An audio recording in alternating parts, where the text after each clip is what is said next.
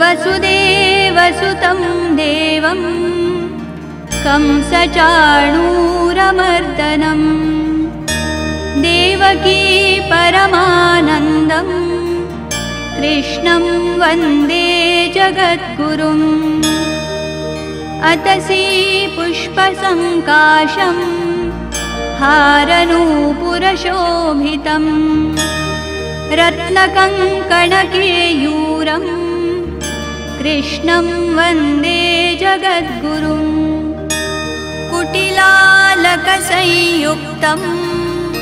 पूर्णचन्द्रनिभाननं विलसत्कुण्डलधरं कृष्णं वन्दे जगद्गुरुम् मन्दारगन्धसंयुक्तं चारुहासं चतुर्भुजं बर्हिपिच्चावचूडाङ्गं कृष्णं वन्दे जगद्गुरुम् उत्फुल्लपद्मपत्राक्षं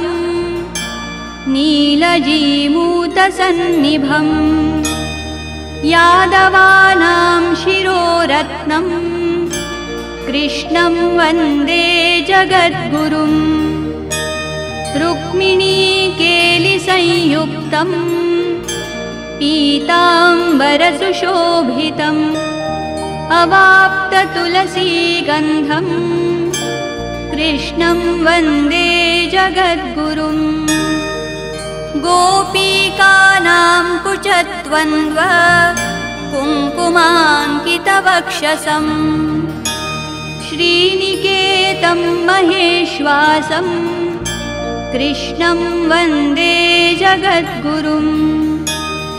श्रीवत्साङ्कं महोरस्कं